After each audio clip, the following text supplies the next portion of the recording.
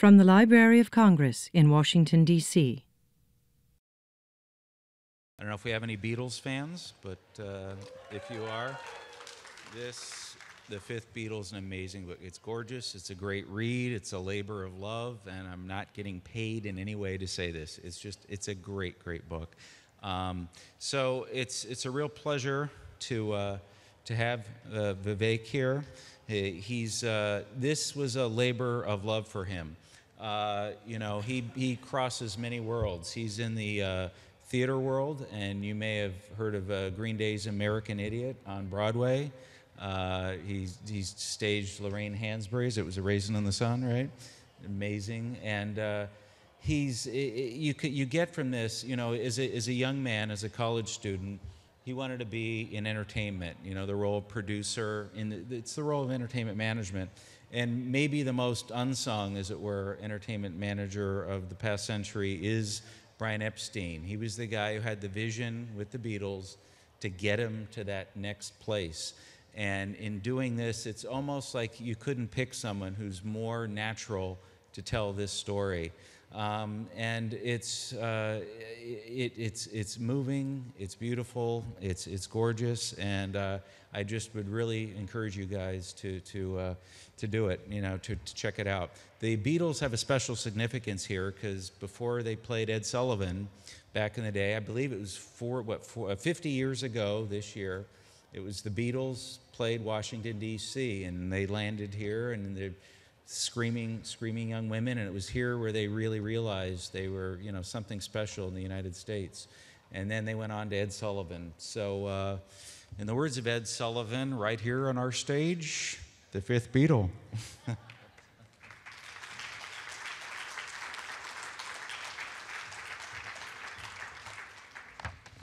Thank you. So I'm going to direct your eyes to the screen as we talk. I'm going to show you some images from my book. Here we go.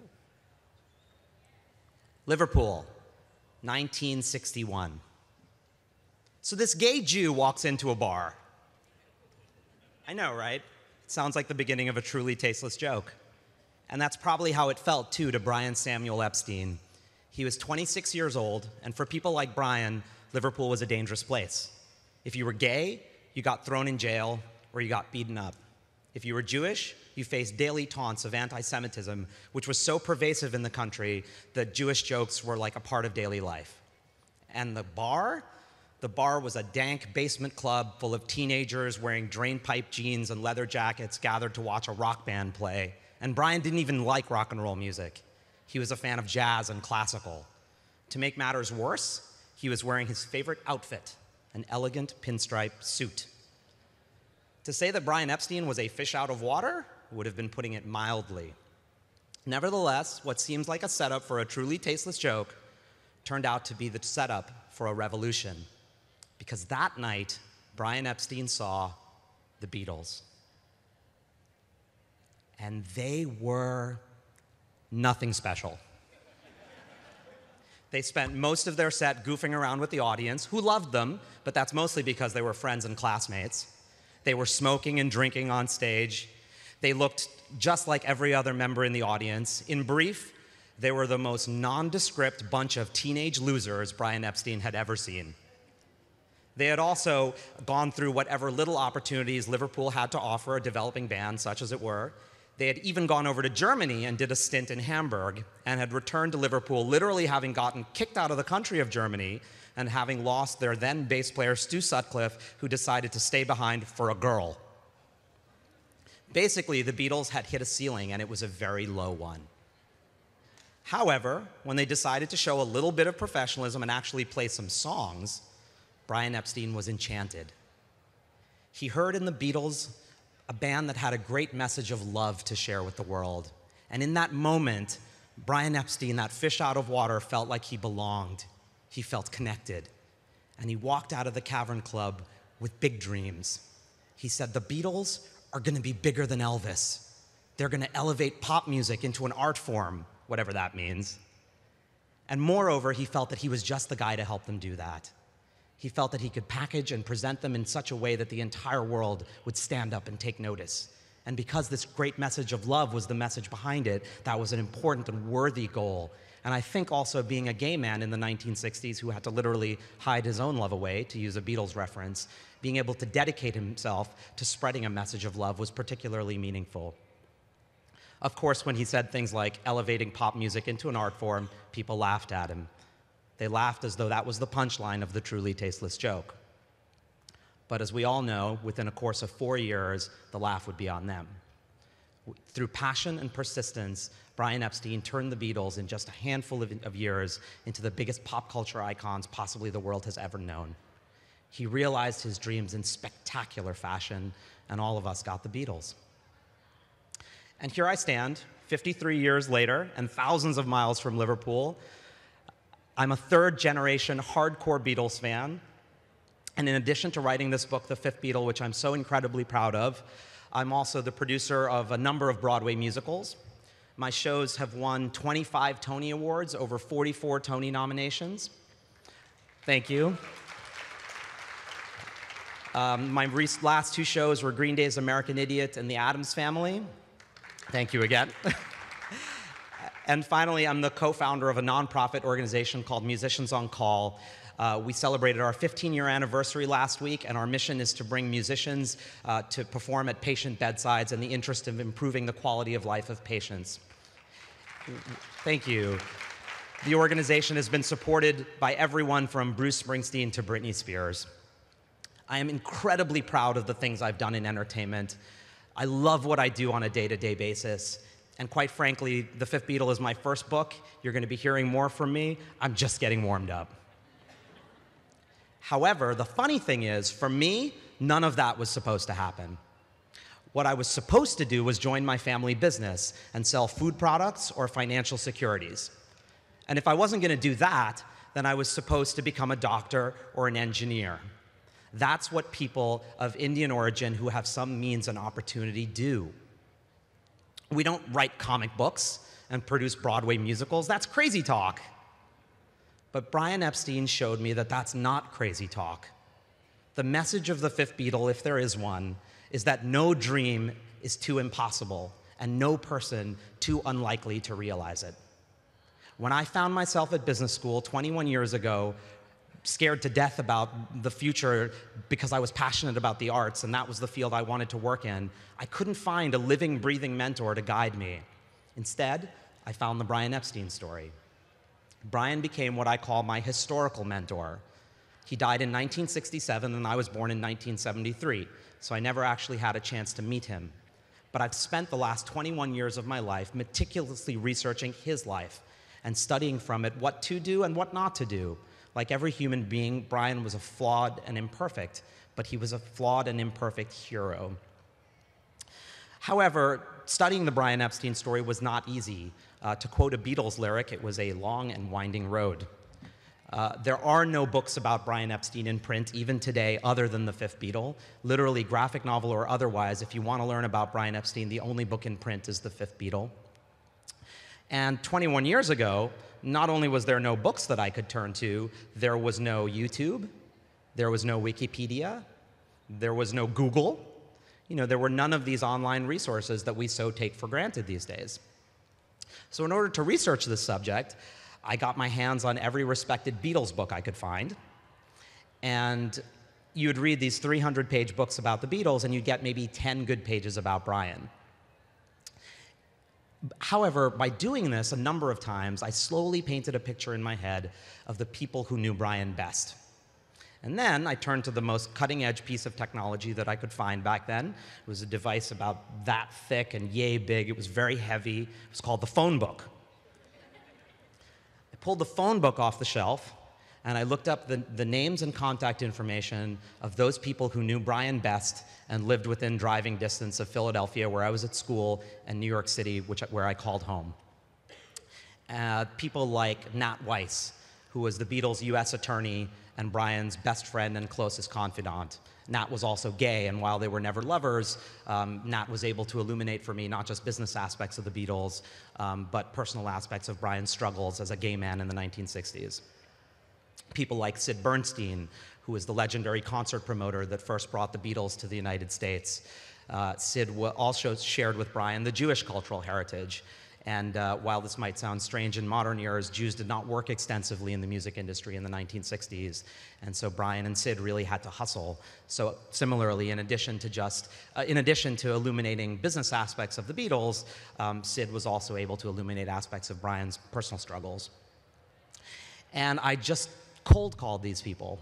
And I said, I'm just a young student who's been inspired by the little bit he knows about Brian Epstein, and he's trying to learn more, and will you talk to me?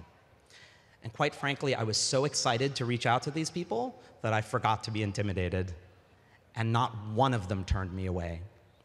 And this began a relationship that has lasted for those 20, 21 years, many of them eventually becoming very close friends of mine.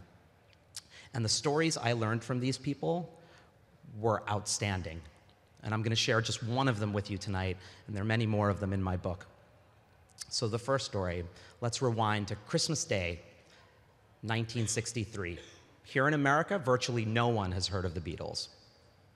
A month and a half later, I'm sorry, two and a half months later, beginning of February 1964, 73 million Americans tune into the Ed Sullivan Show to see the Beatles perform. Now, how did that happen? Well, it happened because on Christmas Day, Brian Epstein realized that the hot Christmas present that year was the transistor radio. It was a small device, not much bigger than today's cell phones, and 1963 was the year that the device became so mass-produced that it was inexpensive, and every young person wanted one. It was the hot stocking stuffer that year. And the transistor radio marked the first time that young people could take their music with them. No longer did they have to listen to the radio at home in front of a huge piece of furniture with their parents and their kid brother.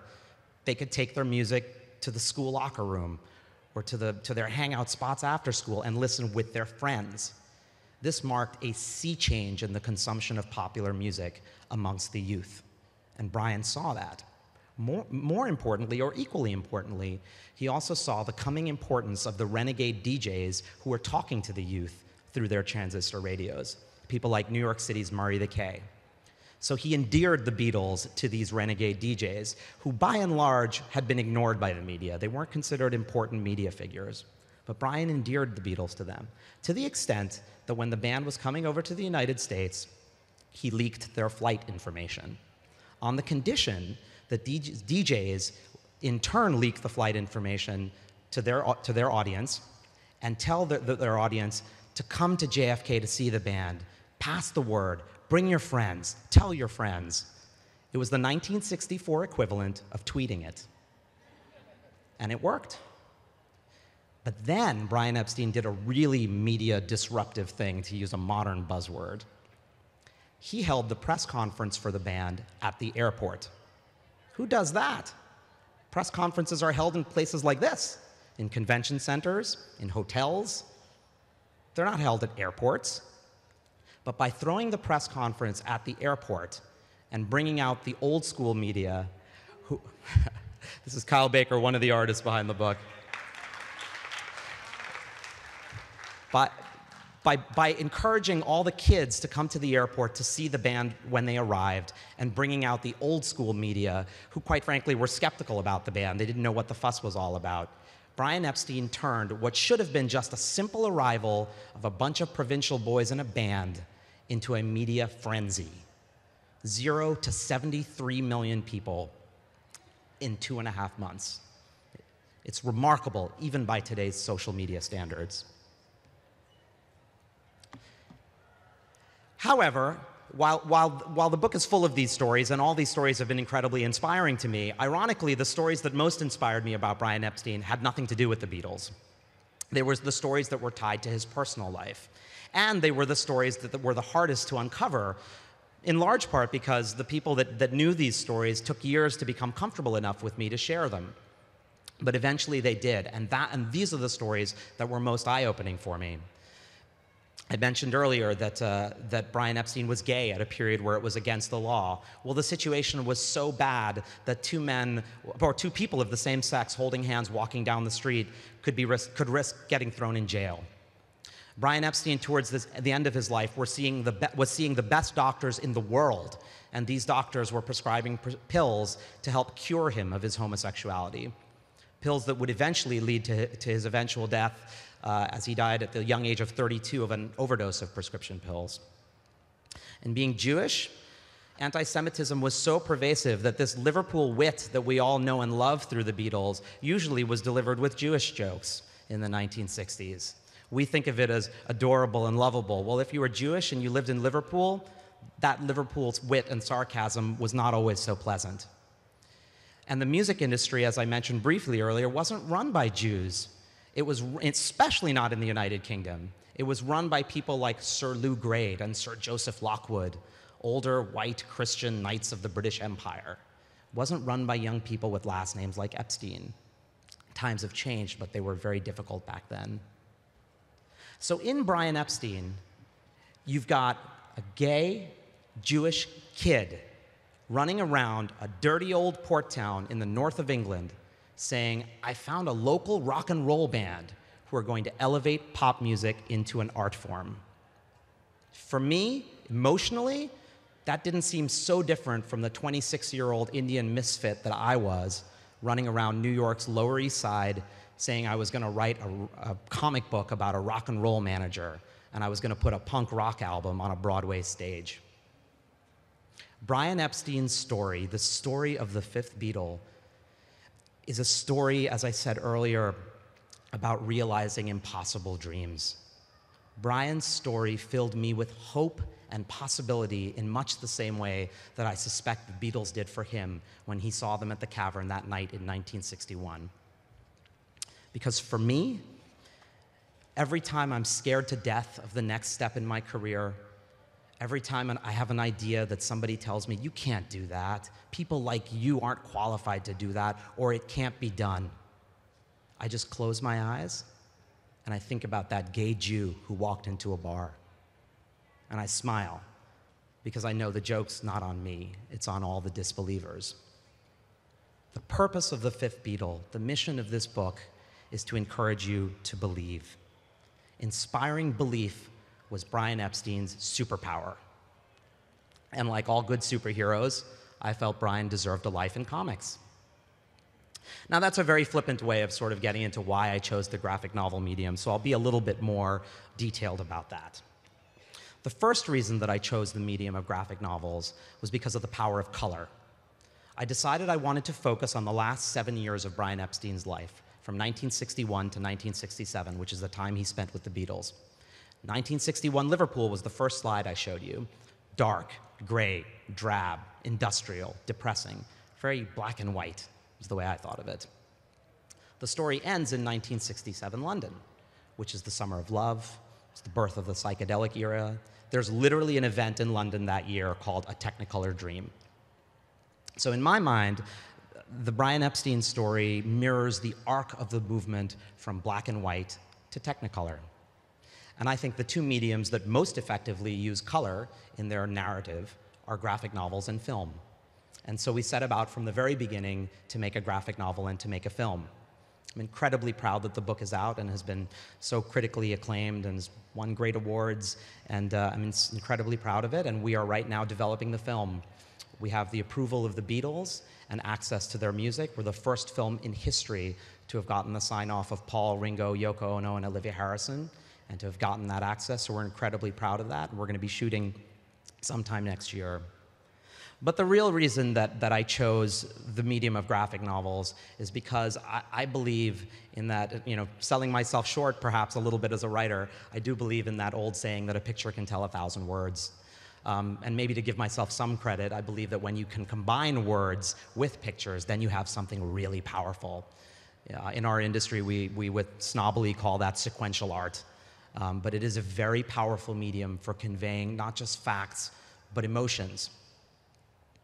And you've seen the black and white page. We moved from black and white to Technicolor. This is the first page of the book drawn by Kyle Baker, and I'm going to bring Kyle up in a second to talk about his pages. What's that? He's so good. He is so good. He's so good. But I'm going to use these pages also to illustrate what I'm talking about conveying the emotion, the madness of that time. Kyle's pages focus on the period where the band go to the Philippines. And those of you who know your Beatles history might know that everything goes insane when they go to the Philippines. By accident, they snubbed Imelda Marcos, and she pulled security from them, and they literally had to cancel their concerts, and they were being chased out of the country by the Filipino army, literally. Have you guys seen Argo? Has some of you seen Argo? So you know the last scene in Argo, they have to get the hostages out of the country, and the airplane's taking off, and the Jeep is driving down the tarmac, and they're hurrying to get out. That actually never happened. That happened to the Beatles. That's literally what happened in the Philippines. They were driving in a Jeep while the plane was taking off. And much has been written about this, but I feel that you're never going to see something that will capture the insanity of all that the way Kyle Baker's pages do. That's what the medium of sequential art can allow us to do. In my mind, everything got cartoony. You probably noticed that the art that I've shown you up until now is more realistic. This art is very cartoon-oriented, and we did that on purpose, because I feel this is the medium that can convey that madness. And now I'm going to let Kyle come up and talk about his pages. All right, how are you? I'm good, brother. And if you want to scroll through them, just hit the right button. Do it. I don't. It's like chewing gum and walking at the same time. Hi. So this is the AA meeting, right? So hi. So yeah, what inspired me to do the Beatles? I was born in '65, and so Beatles was literally my first favorite band. Yeah, I was a little baby listening to the White Album and all that stuff. And I am a huge, as I think anybody who gets into any artistic business gets totally obsessive about their branch of it. I'm a huge obsessive about cartoons. And the Beatles cartoon, you might be surprised to know, was developed by Rankin and Bass. The artists on it were brought on by Harvey Kurtzman, who was the creator of Mad Magazine. So Jack Davis was an artist, and Jack Rickard, not Jack Rickard, oh man, I'm blanking on it. It'll come back. There were two Mad artists who were on the design staff. And so that's what brought me on. Paul Coker was the name. It comes back to me now. And he designed Frosty the Snowman and Rudolph the Red-Nosed Reindeer and stuff. And so when I did this, I wanted to really pay tribute to those two artists who had influenced me, and as well as the Beatles. So to give it that Paul Coker Mad Magazine, Jack Davis style, and I think I captured it. Is there anything else I should add?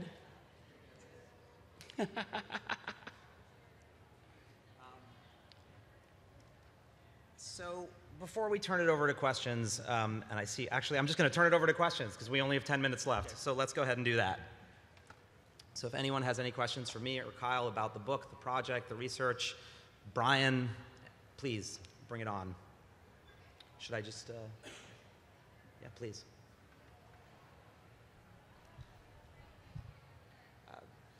Either one, we'll get to you both. Okay, I'll do it, I don't care. So first of all, Kyle, I just want to say my friend James had been trying to get me to read comic books forever, and he said, just read Why I Hate Saturn. Like, if that doesn't get you in it, then I don't know what will, and it did. So my whole life in comics I'm so sorry. Is your fault, and I just wanted to say thank you because it's brought a lot to my life. But anyway, I know you from your books that you've written and drawn yourself, so I wanted to know what it was like for you to collaborate with somebody. Well, as I said, I was a fan of the Beatles. One thing I loved about the book was that you would think at this point in time, every Beatles story could have been told. Can everybody hear me? I think so. Okay. And so it's rare that you can find some angle on a story that's been told a zillion times that nobody's, and I said, wow, I'd like to be a part of this. And also the opportunity to work in the style of the artists I had mentioned before, who were very influential. And that whole period was influential in my life just because I was a baby and didn't know any better.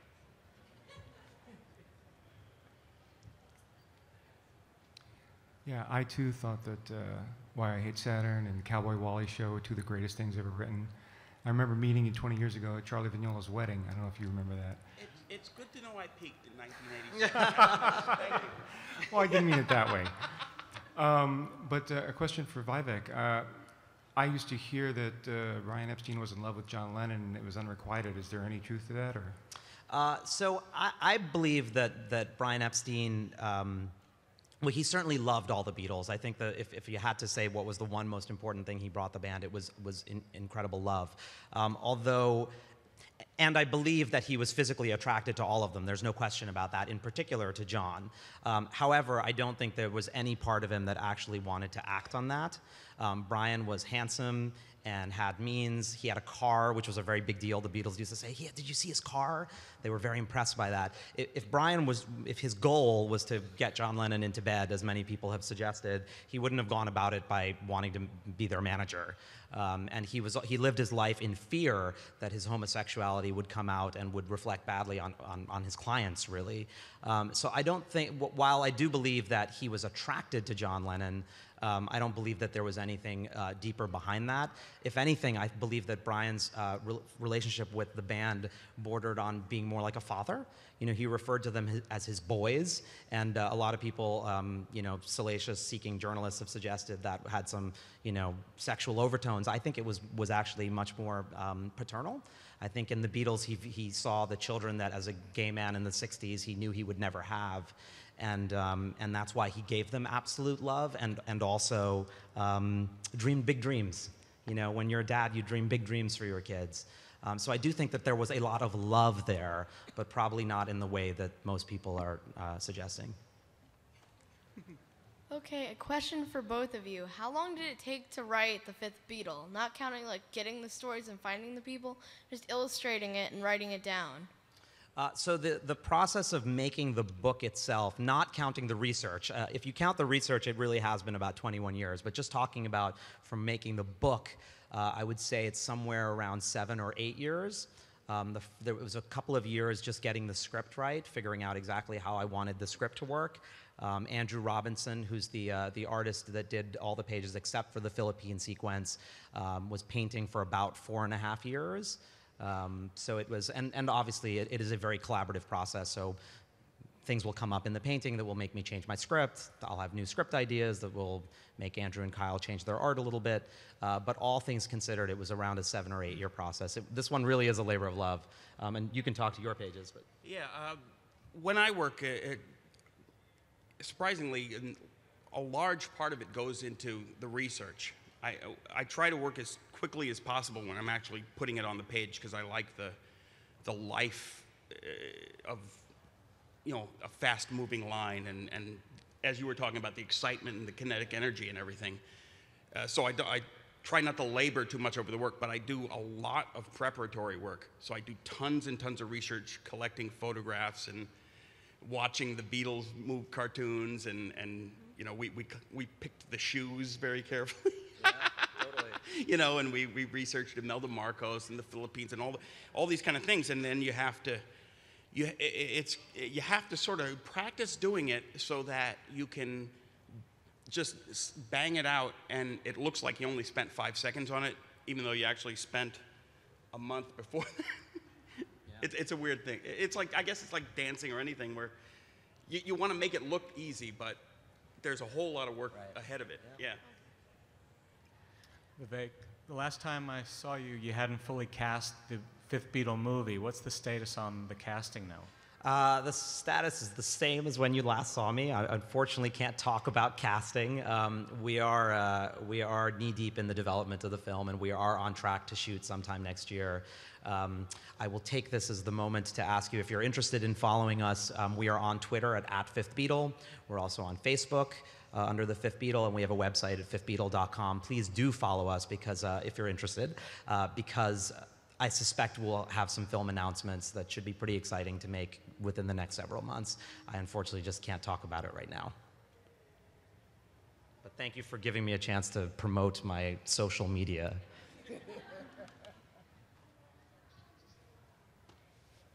Yes, sir. Before, did that when the fifth Beatle came, did he help Ringo, Paul, and Rico produce I Want to Hold Your Hand and Good Day Sunshine after they do the concert out there at the Coliseum? Did he help produce? Yeah, no, Brian Epstein was, yeah, the songs.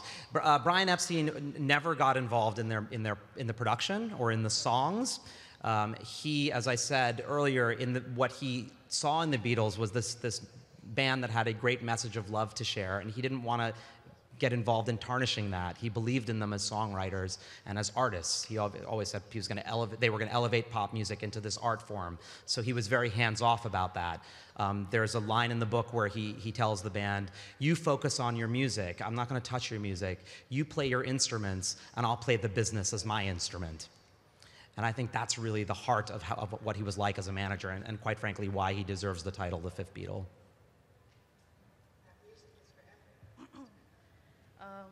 This question isn't specifically about the book, but more about your and Brian's experience. I feel kind of resonated with me because I kind of want to be a writer, but I don't feel like I'm getting a lot of support from my family and friends about the topics I want to write. So. We only have a couple of minutes, so we're going to be doing a signing at 8:30. Please come, even if you don't want to buy a book, just come so you can find me, so I can talk to you at length. But if I can leave, I'm glad this is the last question, because if I can leave you with anything, you just need to follow your passions, you know, and don't let anyone stand in your way. I'm a dad now, so I can't believe I'm saying this, but certainly don't let your parents stop you. You know, I mean, if that's what you love, then find a way to do it. You know, when I was a young Indian kid at a very prestigious business school, my parents had me on a track to become an actuary. And to this day, I don't even understand what that is. I understand it's some sort of super accountant. Could not be further away from what I was interested in. But what I did was I found somebody from history that shared my struggles and did wonderful things in the field that I cared about. So if you can't find somebody who's supportive in your world, do what I did. You know, you want to be a writer? Find a writer who writes the kind of things you want to write, and study their life. You know, find out what struggles they face. We're all human beings. No, everybody's had issues, and let that person become your historical mentor. Let that person, you know, the wonderful thing about historical mentors is they're dead. They can't say no. They can't refuse to be your mentor. So they're out there. It's so, especially, you know, to give we're at a Library of Congress event. Go to your library and do some research and find a figure from history who can inspire you if your parents won't be those, or your teachers, or if they're not right around you. Find yourself someone from history. That's what Brian did for me. And by the way, it's a good rule of thumb for everything. It's kind of how I lead my life, which is anything you want to do, somebody probably did it. Find out how he did it, do exactly what he did, and you'll do it. I mean, I've read everything there is to know about Walt Disney because I saw Walt Disney. I was like, I'm going to do that. Totally. You know, or Jack Kirby, Stan Lee, any of these things. You know, that's how I ended up where I am. Totally. I mean, there are not a lot of people of color working in the comic book medium. It's awesome that we're up here. And I hope that apart from just, you know, this is not about promoting our book. It's like telling people that this can be done. You can do this. Stan Lee and Jack Kirby were minorities at the time. That's totally right. There's a history of this. So we are overtime, and I'm sorry. Thank you for letting us go overtime. This has been a presentation of the Library of Congress. Visit us at loc.gov.